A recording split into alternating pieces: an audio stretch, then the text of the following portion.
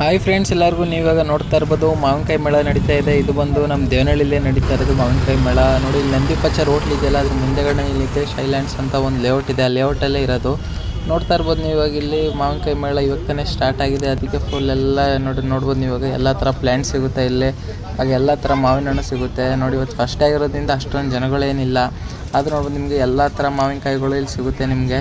ಇಷ್ಟೊಂದು ಥರ ಎಲ್ಲ ಬೇರೆ ಬೇರೆ ಕಡೆಯಿಂದೆಲ್ಲ ರೈತರು ಮಾವಿನಕಾಯಿನ ತೊಗೊಂಬಂದ್ಬಿಟ್ಟು ಇಲ್ಲಿ ಮಾರ್ತಾಯಿದ್ದಾರೆ. ನೋಡಿ, ನಿಮ್ಗೆ ಕಾಯ್ಬೇಕಂದ್ರೆ ಕಾಯಿ ಸಿಗುತ್ತೆ, ಹಣ್ಣು ಸಿಗುತ್ತೆ.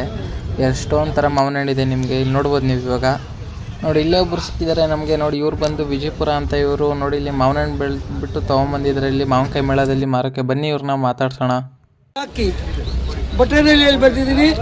ವಿಜಯಪುರ ಹೋಬಳಿ ದೇವನಹಳ್ಳಿ ತಾಲೂಕು. ಕಾಯಿಮಳಿ ಕಟ್ಟಿ ಬನ್ನಿ ಅಂತ 300 ರೂಪಾಯಿ ಕೆಜಿ ಯಾವಾಗಲೂ ಸಿಗುತ್ತೆ. ಮಾವಿನಕಾಯಿ ಯಾವಾಗಲೂ ಸೂಪರ್ ಆಗಿದೆ.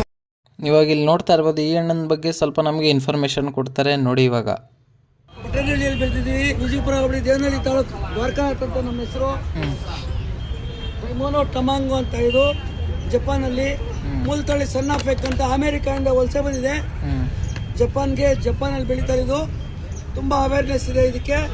ಇಟ್ಟ ತಕ್ಷಣ ಔಟ್ಲೆಟಲ್ಲಿ ಸೇಲ್ ಆಗುತ್ತೆ ಜಪಾನು ಅಂಡ್ ದುಬೈಯಲ್ಲಿ. ಇಲ್ಲಿ ನಾವು ಬೆಳೆದಿರೋದ್ರಿಂದ 3,000 ರೂಪಾಯಿ ಮಾರ್ತಾ ಇದ್ದೀವಿ ಕೆಜಿ. ತುಂಬ ವಿಶೇಷವಾಗಿದೆ ನೋಡಿ. ಇದು 350 ಗ್ರಾಮ್ ಮಾತ್ರ ಎಕ್ಸ್ಪೋರ್ಟ್ ಆಗೋದು.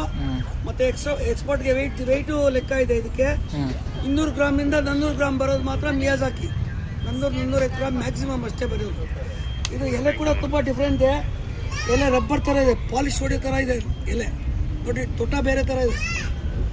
ಇದು ಬನಾನಾ ಮ್ಯಾಂಗೋ ಅಂತ. 4 ಲೀಫ್ಗೆ 2 ಕಾಯಿ ಬೆಳೆದಿದೆ ಒಂದೇ ಒಂದು ಸ್ಟೆಮ್ಮಲ್ಲಿ. ಇದು ಕಾಯಿಮಳಿ ಕಟ್ಟಿಮಣಿ ಅಂತ. All season mango. ಹಸೆದೆ ಒಂಥರ ಬರ್ತದೆ, ಹಣ್ಣಾದ್ಮೇಲೆ ಒಂಥರ ಬರುತ್ತೆ ಕಾಯಿ. ಹಂಗೆ ನೋಡಿ, ಇವಾಗ ಈ ಹಣ್ಣನ್ನ ಕಟ್ ಮಾಡಿಬಿಟ್ಟು ನಮಗೆ ತೋರಿಸ್ತಾರೆ ಒಳಗಡೆ ಹೇಗಿದೆ ಅಂತ. ನೋಡಿ, ಪಲ್ಪ್ ಡ್ಯಾಮೇಜ್ ಆಗಲ್ಲ.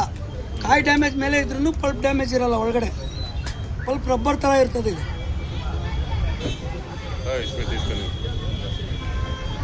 ಇನ್ನೂ ಯಾರಾದರೂ ನನ್ನ ಚಾನಲ್ನ ನೋಡದೆ ಸಬ್ಸ್ಕ್ರೈಬ್ ಮಾಡ್ತಾ ಇದ್ದರೆ ಇವಾಗಲೇ ನನ್ನ ಚಾನಲ್ನ ಸಬ್ಸ್ಕ್ರೈಬ್ ಮಾಡಿ. ಹಾಗೆ ಈ ವಿಡಿಯೋ ನಿಮ್ಗೇನಾದರೂ ಇಷ್ಟ ಆಗಿದ್ದರೆ ಲೈಕ್ ಮಾಡಿ, ಶೇರ್ ಮಾಡಿ, ಕಮೆಂಟ್ ಮಾಡಿ.